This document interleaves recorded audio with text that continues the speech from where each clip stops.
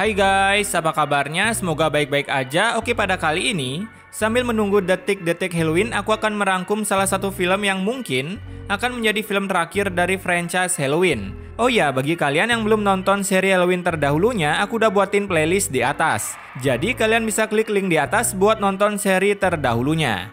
Oke, tanpa berbacot ria, mari kita mulai.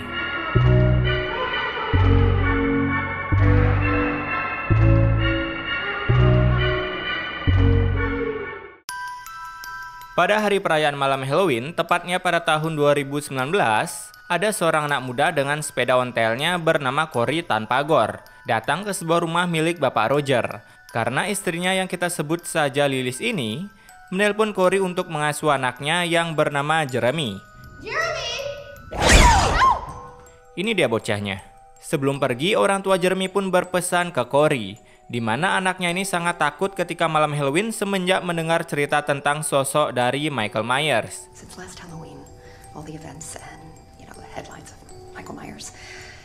Tapi kenyataan sangat terbalik dengan realita, di mana Jeremy ini sangat doyan menonton film yang menguji adrenalin, bahkan Cory sendiri pun sampai mual menonton film tersebut. Cory pun sempat menyuruh Jeremy untuk mematikan TV-nya, tapi entah di mana otak si bocah pada saat itu, karena ia tak tahu mana kata-kata family friendly dan kata-kata yang tak pantas dikeluarkan dari cangkemnya. Ketika Cory menuju dapur untuk mengambil segelas minuman, tiba-tiba ia mendengar suara barang jatuh dan dengan kagetnya Cory karena melihat Jeremy sudah menghilang dari ruang tamu.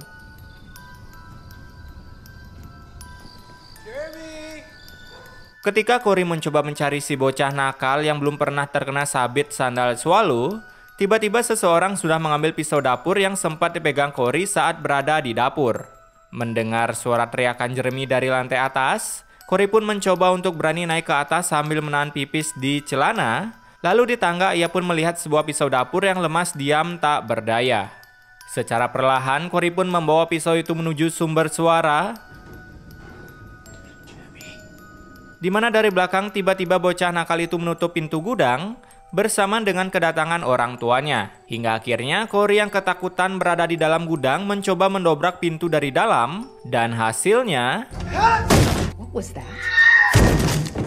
Jeremy pun harus tergeprek dari lantai atas, dan kejadian itu dilihat langsung oleh orang tua Jeremy dengan posisi Cory sedang membawa pisau. Karena kejadian itu, seketika Cory pun harus menjadi tersangka, di mana itu secara langsung mempengaruhi kejiwaan Cory. Kemudian, scene pun beralih ke Laurie yang sekarang hidup berdua saja dengan cucunya yaitu Ellison, karena sequel sebelumnya kita semua tahu bahwa kedua orang tua Ellison telah menjadi korban dari Michael Myers. Kegiatan Laurie sekarang yang telah membeli rumah di Edenville hanyalah sebagai penulis cerita tentang kisah hidup dari Michael Myers, sampai ia lupa dengan oven yang sedang dinyalakan, hingga membuat kue pie yang seharusnya lezat dan berbiji menjadi sebongkah kue arang. Kemudian dalam perjalanan menuju ke tempat kerjanya, Cory yang dibebaskan karena dianggap tak bersalah, sekarang mulai bekerja di bengkel rongsokan milik bapaknya yang bernama Ronald. Ronald? Thanks. Sedangkan Ellison saat menuju ke tempat bekerja, tiba-tiba dihentikan oleh seorang polisi yang bernama Doc. Doc ini adalah mantan dari Ellison. Kemudian scene pun beralih ke Cory yang sedang membeli minuman, di mana tanpa sengaja ia dihampiri oleh sosok begundal-begundal nakal yang berniat memalah Cory. Mobil elit, uang jajan, asyulit. Salah satu dari begundal itu pun tahu siapa Cory yang sempat viral dengan kasus pembunuhan anak kecil. Dan mereka secara serempak lalu membuli Cory hingga tangannya harus terkena sebuah pecahan botol. Kelakuan nakal begundal itu pun lalu dihentikan oleh Laurie yang kebetulan sedang mengisi bensin.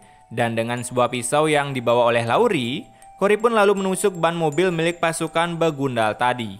Singkat cerita, sampailah Laurie yang ternyata membawa Cory ke klinik tempat Ellison bekerja dengan maksud mengobati tangan Cory dan menumbuhkan benih-benih cinta ke Ellison. Mengetahui Ellison yang telah berjasa mengobati tangannya, Ellison yang kebetulan cerita tentang knalpotnya yang ingin copot, lalu Cory dengan jiwa-jiwa kepahlawanannya pun muncul, berniat memperbaiki knalpot mobil Ellison. Tapi nggak bisa. You have shit on your back. I'm gonna be late for dinner. Sesampainya di rumah ketika waktunya makan malam bersama, Ellison pun meng-WA Corey berniat mengajaknya ke suatu party tepat besok malam. Don't tell her about the motorcycle then. Kemudian di keesokan harinya, Corey pun mulai menggeber-geber motornya untuk menunjukkan skill pasifnya ke Ellison. Dan dari sanalah muncul benih-benih cinta seperti Milea dan Dylan. And left foot is the shifter thingy. Simple.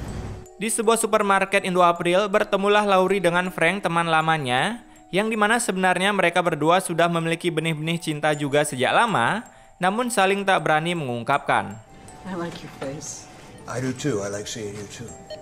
Cie, senyum-senyum.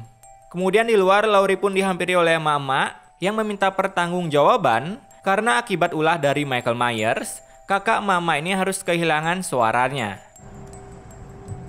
You okay?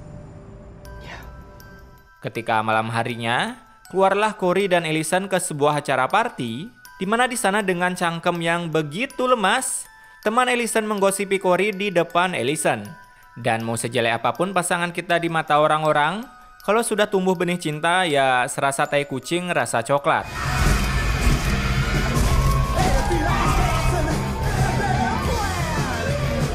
Saking serunya party itu, Corey pun sampai sedikit kehilangan kesadarannya. Dan baru saja bangun ingin memesan sebuah bir, ia pun bertemu dengan ibu si Jeremy. Sorry for killing my son. I know it was no accident. No accident, no.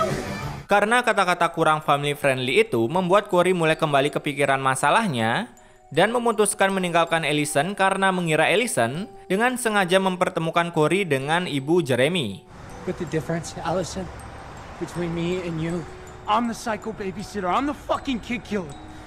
Di tengah perjalanan pulang, lagi-lagi si Corey dihampiri oleh pasukan para begundal, di mana sekarang dengan begitu kasar, para begundal itu mengkeroyok Corey hingga jatuh dari atas jembatan. You gonna murder us same way you killed that kid? Yes. Shit. Di bawah jembatan itu, tiba-tiba seseorang menarik Corey membawanya ke sebuah lubang selokan.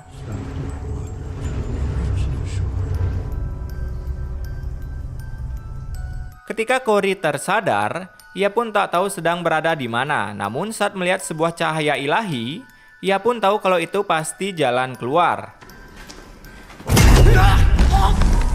Sebuah tangan pun tiba-tiba mencekik leher Corey, yang dimana itu ternyata adalah main karakter di film ini. Ya, siapa lagi kalau bukan Michael Myers. Entah kenapa Michael Myers tak membunuh Corey, tapi yang pasti Corey sekarang telah memiliki ciri-ciri seperti Michael Myers.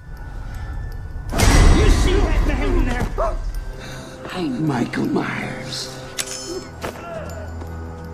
Kemudian scene pun beralih ke rumah Laurie, di mana saat itu ia kedatangan Corey dan begitu mengejutkannya Laurie melihat tatapan Corey yang mirip seperti Michael. Sorry, I didn't mean to scare you. I'm just waiting for Allison. Kedatangan Corey pun bermaksud meminta maaf tentang kejadian di party semalam. Lalu ia pun membawa Ellison ke sebuah rumah lama tempat matinya Jeremy, di mana ia bercerita kalau Jeremy mati bukan karena kesengajaan, melainkan sebuah kecelakaan. Kemudian di sebuah bar, saat Ellison bercerita tentang kematian dari orang tuanya, tiba-tiba datanglah Doc yang menawari Ellison dengan paksaan untuk bergabung dengan Om di table miliknya. Let me tell you, it's change your mind. He said we're good. Paksaan itu pun membuat Corey emosi dan sempat ingin adu jotos. Tapi karena mungkin Doc adalah polisi dengan mental bebelak, ia pun tak mau macam-macam dengan Corey. Singkat cerita, setelah mengantar Ellison pulang ke rumah, ternyata dari jauh Doc telah mengikuti Corey, di mana pada saat itu Corey ternyata kembali ke sebuah kolong jembatan, dan terjadilah hal yang tak terduga.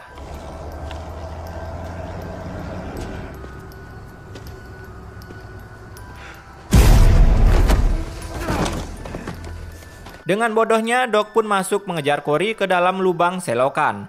Tapi bukan hanya Corey yang ia dapati di sana, melainkan juga si begundal Michael Myers.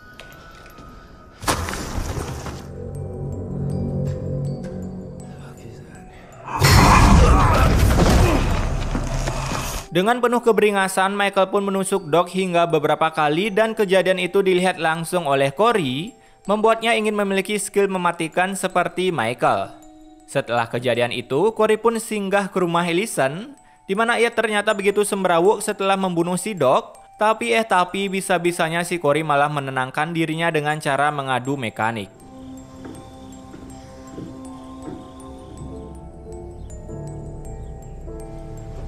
Singkat waktu ketika Ellison berada di tempat kerjanya, temannya yang bernama Deb ini dengan kekuatan cangkem yang setara dengan ninja H2R secara menerus berbacot ria ke Ellison dengan mengata-ngatai Corey dengan sebutan psycho. Di sebuah klub, terlihat Laurie sedang mengobrol dengan Lindsay, anak asuhnya dulu, di mana ia mengatakan terang-terangan kalau mata dan tatapan Corey mengingatkannya dengan Michael. Lalu kata-kata itu pun dipotong oleh si Babang Roger, ayah dari Jeremy. Kalau memang sekarang tatapan Corey sangat berbeda ketimbang dulu pertama kali bekerja di rumahnya. The kid who used to mow our lawn didn't kill my son. I know that. At least not in the eyes. Kemudian scene pun beralih ke sebuah apartemen milik atasan Deb, di mana Begunal ini bersama Deb, yang ternyata Deb telah menjadi sugar baby atasannya sendiri. Kala itu mereka pun ingin merayakan malam Halloween di apartemen, tapi sebelum itu tentunya Deb harus memakai baju dinasnya. Is there a doctor in the house? Secara tiba-tiba Deb pun mendengar sebuah suara, dan ketika Deb mencari yayang tuanya itu, sebuah teror pun langsung dimulai.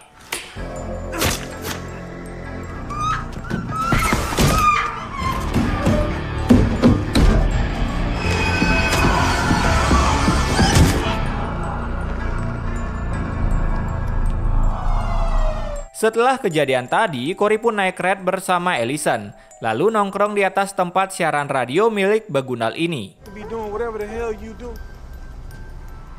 I don't know who the fuck you talking to, but Y'all get the hell up off my property before I fuck y'all up.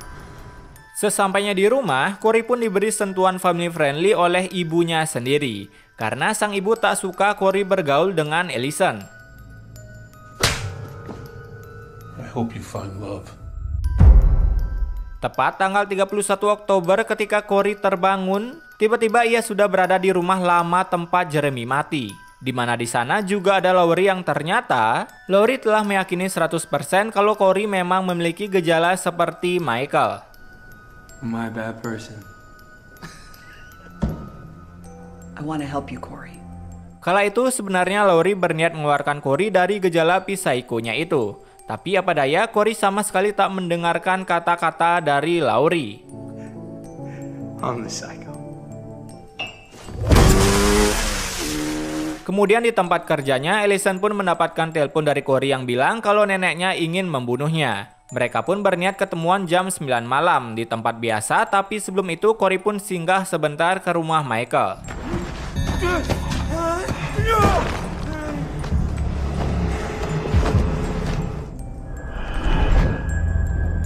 Tepat di malam perayaan Halloween, para Begunal ini pun mendapati sebuah coretan di mobilnya, yang ternyata itu ulah dari Corey. Di samping itu, Ellison yang bersiap-siap pergi menemui Corey dicegat oleh Laurie di kamarnya, yang bermaksud menasihatinya agar tak menemui Corey. Namun karena sudah cinta, tai kucing pun seperti rasa coklat. A good life, just not with him. He is on a dark path. Di sebuah bengkel tempat Corey bekerja, para Begunal itu pun ke sana mengikuti jejak Corey. Namun apa daya, mereka belum tahu siapa Corey yang sekarang karena Corey yang sekarang adalah The Boogeyman. Wait, what are you trying to do, man? Suck your own. Oh my god! Satu persatu dari para Begunal itu pun dihabisi oleh Corey, di mana tanpa ada belah kasihan sedikit pun, Corey langsung menabrak dan menggeprek para Begunal itu. Kala itu bapak Corey yang kebetulan sedang berjaga di sana mendapatkan laporan dari salah satu Begundal, tapi apa daya baru saja niat menolong, si Begundal malah salah tembak.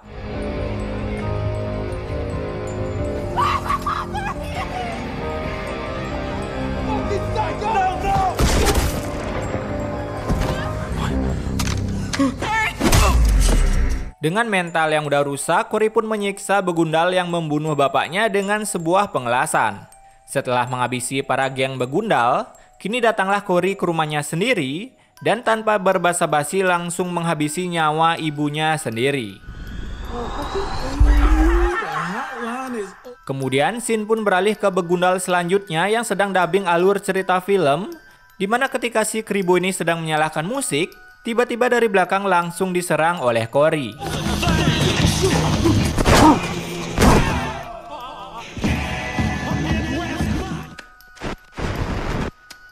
Di sisi lain, Ellison yang datang ke tempat di mana seharusnya Corey bertemu dengannya mulai gelisah karena Corey tak kunjung juga datang. Lalu ia pun mencoba datang ke rumah Corey tapi tak ada orang satupun di sana. Scene pun kemudian beralih ke Laurie yang sedang santuy sambil stres memikirkan cucunya. Di mana kala itu ia sempat menelpon polisi dan mengatakan kalau di rumahnya ada korban bunuh diri.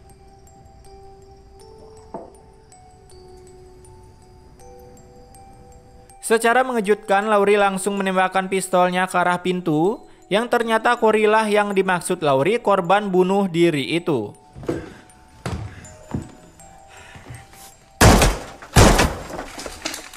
Dengan santuy, Laurie berniat menjadikan tragedi ini sebagai bunuh diri, tapi apa daya Corey secara tiba-tiba mengiris lehernya, membuat seakan-akan Laurie yang membunuhnya.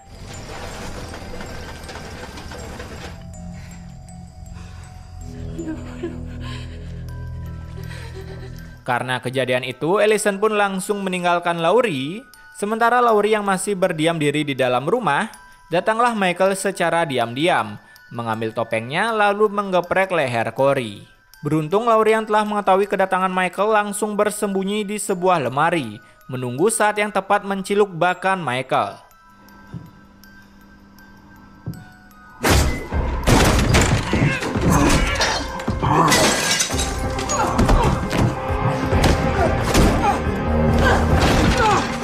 Dan dengan menggunakan seluruh kehokian yang dimiliki Laurie, ia pun berhasil mengunci kedua tangan Michael Myers dengan menancapkan sebuah pisau.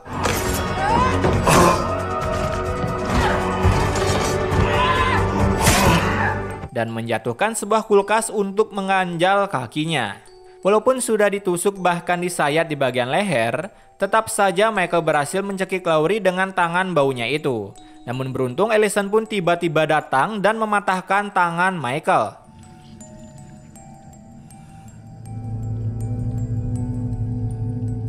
Beberapa menit kemudian datanglah para polisi di sana yang tinggal terima beres, di mana kemudian Ellison pun memiliki sebuah ide dengan menggotong mayat Michael keliling Haddonfield untuk memperlihatkan ke orang-orang bahwa The Boogeyman benar-benar telah mati.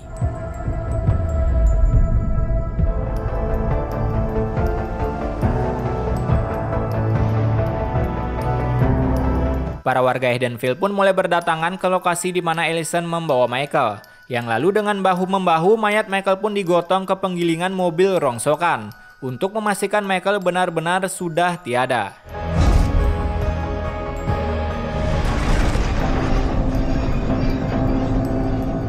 Beberapa hari setelah kejadian itu pun terlihat Laurie dan Ellison yang telah baikan dan memilih untuk saling menjaga satu sama lain.